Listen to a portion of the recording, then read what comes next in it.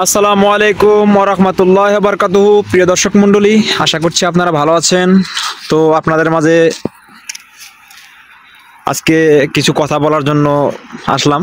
তো যে সার্বিয়া এই মুহূর্তে আসাটা আপনার জন্য কতটুকু পসিবল, আসবেন কি আসবেন না, এই বিষয়টা অনেকে জানতে চেয়েছেন যে ভাই সার্বিয়ার বর্তমান পরিস্থিতি কি, সার্বিয়া কি আসা যাবে কি আসা যাবে না, এই বিষয়ে কিছু বলবেন।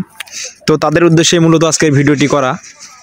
তো তো চলুন শুরু করি যে আসলে সার্বিয়া আসা যাবে কিনা।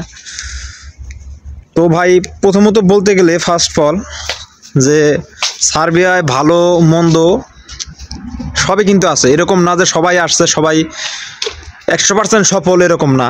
বা আবার আসছে অনেকেই যে ব্যর্থ, এরকমও না, সফলও আছে ব্যর্থ আছে।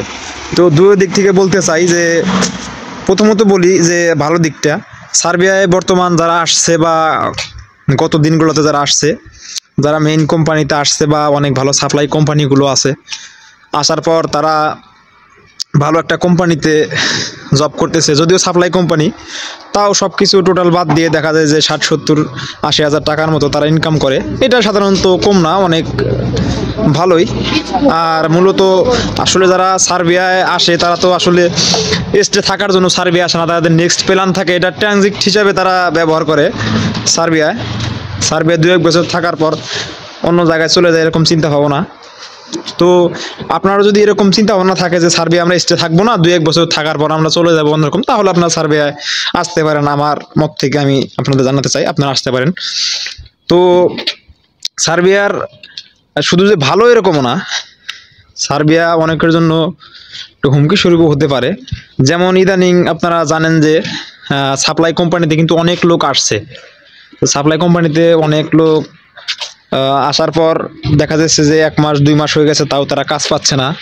আবার অনেকে কাজ পেয়েছেও। তো যারা কাজ পাচ্ছে না, অনেকে দেখা যাচ্ছে কাজ পাওয়ার পরেও তারা কিন্তু মান্থলি যে বেতন, এই বেতনটাও পাচ্ছে না। তো আপনি যদি সার্বিয়ায় আসেন তাহলে এই বিষয়গুলো ভেবেচিন্তে আসবেন, যে আগেই পরিস্থিতি মোকাবেলা যদি করতে পারেন তাহলে সার্বিয়ায় আসবেন। এটা আপনাদের জন্য আপনারা বলতে পারেন যে ভাই আসলে এগুলো কথা বলতেছে, আমি আসলে খোলামেলা কথা আপনাদের বললাম। এসব খোলামেলা কথা আসলে কেউ আপনাদের বলবে না। যে বর্তমানে সার্বিয়ায় এমন কিছু কোম্পানি আছে, সাপ্লাই কোম্পানি, যারা একদম নতুন, তারা আসলে পারমিটের ব্যবসা করে, পারমিট ব্যবসায়ী যেটাকে আপনি বলতে পারেন। তারা লোক আনার পর কাজের নামে কোনো খোঁজ খবর নাই, তারা শুধু লোক আনতেছে আর এইভাবে লোকগুলো রাখতেছে। তো বর্তমানে যারা আসবেন আসলে ভিসা বা পারমিট এগুলো একটু বিষয়ে খোঁজ খবর নিয়ে আসবেন, কারণ বর্তমানে আসলে ভিসা চেক করার বা পারমিট চেক করার এরকম ওয়ে নাই। তবে তাও যদি আপনারা ভিসা বা পারমিট এগুলো একটু সতর্ক থাকবেন। আপনারা দেখা যাচ্ছে যে ফাইল সাবমিট করার পর 5 থেকে 7 দিনের ভিতরেই বা 2 থেকে 3 দিনের ভিতরে আপনার পারমিট দিয়ে দিচ্ছে। তো আসলে 2 থেকে 3 দিনে পারমিট পাওয়াটা কতটা পসিবল এটা আপনারা জানেন। আসলে অল্প দিনে পারমিট পাওয়াটাও একটা আপনার সন্দেহ থাকে যে পারমিট আসলে কেমন বা কীরকম। তো এভরিথিং আসলে আপনারা যারা আসবেন, ফেক ভিসা বা ই ভিসা ইদানিং কিন্তু অনেক হচ্ছে, ফেক পারমিট। কারণ মূলত সমস্যা হচ্ছে আমাদের বাংলাদেশের এজেন্সিগুলা, যদিও বাংলাদেশে সার্বিয়ার কোনো এম্বাসি নেই, এটা ইতিমধ্যে আপনারা জানেন। আমি গত ভিডিওগুলোতে বলেছিলাম সার্বিয়ায় বাংলাদেশের কোনো এম্বাসি নেই, বা বাংলাদেশেতে সার্বিয়ার কোনো এম্বাসি নেই, এটা তারা কাজ করে নয়াদিল্লি থেকে। তো আপনারা আমার ভিডিওতে অবশ্যই গেস করতে পারছেন যে সার্বিয়া আসাটা কতটা আপনার জন্য পসিবল, বা আপনার পরিবেশের সাথে কী রকম খাপ খাইয়ে নেবেন বা মানিয়ে নিতে পারবেন কিনা।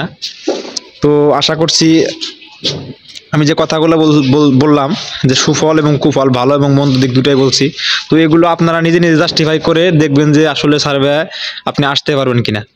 তো প্রিয় দর্শক, আশা করছি ভিডিওটি আপনাদের ভালো লেগেছে। ভালো লাগলে লাইক কমেন্ট শেয়ার করতে ভুলবেন না, এবং আমাদের ইউটিউব চ্যানেলে যারা নতুন তারা অবশ্যই আমাদের ইউটিউব চ্যানেলটি সাবস্ক্রাইব করে সঙ্গেই থাকবেন, এই আশাবাদ ব্যক্ত রেখে আজকের মতো ভিডিওটি এখানে শেষ করছি।